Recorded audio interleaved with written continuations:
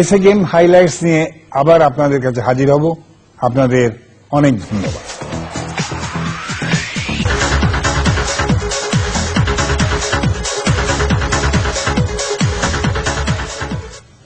SA গেমসের খবর।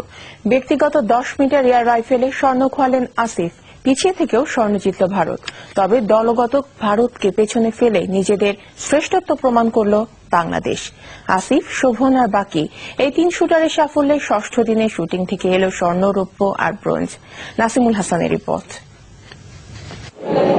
1995 Madras sub গেমসের পর দলগত 10 মিটার এয়ার রাইফেলে স্বর্ণ জেতেনি বাংলাদেশ।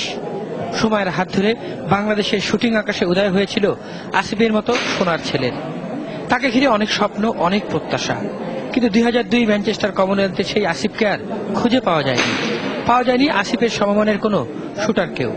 বিতর্ক, সমালোচনা আর ইনজুরি সবকিছু কাটিয়ে আসিফের জায়গা হলো এই আসরে। 2 তরুণ শুটার শোভন আর বাকিকে নিয়ে আসিফের অসাধ্য সাধন। প্রতিপক্ষ ভারতকে পেছনে ফেলেই 15 বছর পর 10 মিটার এয়ার রাইফেলের দলগততে এলো স্বর্ণ। দলনেতা হিসেবে আসিফের স্কোর 596। অনেক কঠিন সময়ের মধ্যে যাওয়া আসিফের এই স্বমহিমায় ফিরে আসাকে তার মা ও সতীর্থরা দেখছেন অন্যভাবে।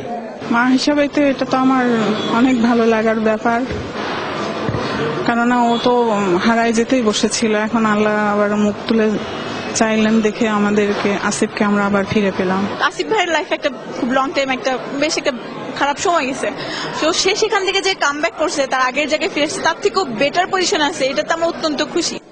গেমসের ষষ্ঠ দিনে দলগত স্বর্ণ জয়ের পর ব্যক্তিগত 10 মিটারে আসিফকে নিয়ে সবার প্রত্যাশা আকাশচুম্বী। আসিফের মা বাবা আর সতীর্থদের উৎকণ্ঠার শেষ নেই। ফাইনাল রাউন্ডে শেষ 10 শুট অফে নিষ্পত্তি হবে স্বর্ণ জয়ের। ইলেকট্রনিক্স স্কোরবোর্ডে শুটার আর সংবাদকর্মীদের চোখ। ভারতের ইমরান খানের চেয়ে প্রথম 5 শুট অফে এগিয়ে ছিল আসিফ, কিন্তু শেষ রক্ষা হল না। এজন্য 2002 ম্যানচেস্টার কমনওয়েলথ গেমসেরই পুনরাবৃত্তি। সেখানে ভারতের অভিনব বিন্দার চেয়ে পিছিয়ে থেকেও শেষ 2 শুট অফে তাকে হারিয়ে প্রথম হয়েছিলেন আসিফ হোসেন খান। এখানে তাই হলো, আসিফের 9 নম্বর শুট অফে 8.6 করায় ছিটকে পড়ল স্বর্ণজয় থেকে।